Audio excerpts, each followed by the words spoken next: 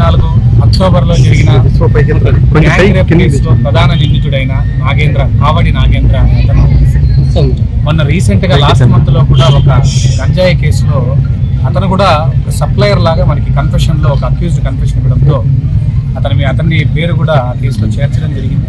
ఆ తర్వాత ఈ గ్యాంగ్ రేప్ కేసులో కూడా షెడ్యూల్స్కి కోర్టుకు రాకపోవడం, ఆ కేసులోని కంప్లైనెంట్స్ దూర ప్రాంతాల నుంచి ఇక్కడికి వచ్చి వెయిట్ చేస్తూ ఆ కోర్టు ప్రొసీజర్ కూడా కొంచెం డిస్టర్బెన్స్ అవ్వడం, దాంతో పాటు ఇతను కొత్తగా మళ్ళీ గ్యాంగ్స్ ఫామ్ చేసి మళ్ళీ bodily offences plus property offences చేస్తున్నారన్న వేరే పక్క రాష్ట్రంలో కూడా చేస్తున్నాడని ఇన్ఫర్మేషన్ మనకు రావడంతో ఇతని మీద మనము ఒక ఇన్ఫర్మేషన్ పెట్టడం జరిగిందండి. ఆ ఇన్ఫర్మేషన్ బేస్డ్గానే ఈరోజు సుమారు 5 to 6 మధ్యలో ఎర్లీ ఇన్ఫర్మేషన్తో చిలమత్తూరు ఎస్ఐ మరియు మనము అతన్ని పట్టుకోవడానికి పంపించడం జరిగింది. ఆ క్రమంలో రవి అనే కానిస్టేబుల్ మీద ఇతను అటాక్ చేసి గాయపరచడం జరిగిందండి. మార్నింగ్ అతను 7:30 ఆ ప్రాంతంలో జీజీహెచ్లో వచ్చి అడ్మిట్ అయ్యాడు.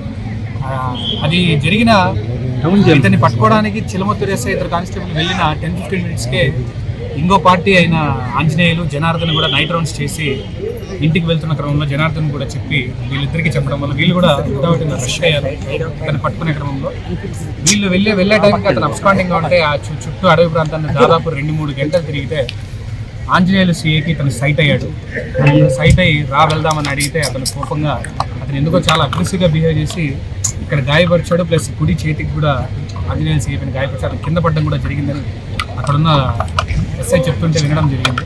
కింద పడి ఇంకా కాంట్పట్ సిచ్యువేషన్లో అతని దగ్గర లక్కీగా ఆర్మ్స్ ఉన్నందువల్ల సీఏ దగ్గర రివాల్వర్ ఉన్నందువల్ల అది కాల్చిన ఒక బుల్లెట్ తన కాళ్ళ మీద ఫైర్ చేయడం వల్ల అతను కూల్ అయ్యాడు.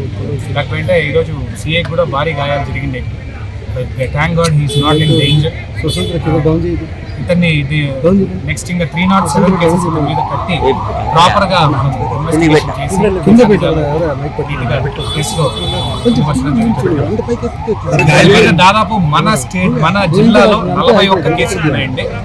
వేరే రాష్ట్రము వేరే జిల్లాల్లో మొత్తం కలిపితే 70 పైన దాదాపు 80 పైన ఉన్నాయని కూడా మనకి ఇన్ఫర్మేషన్ ఉంది.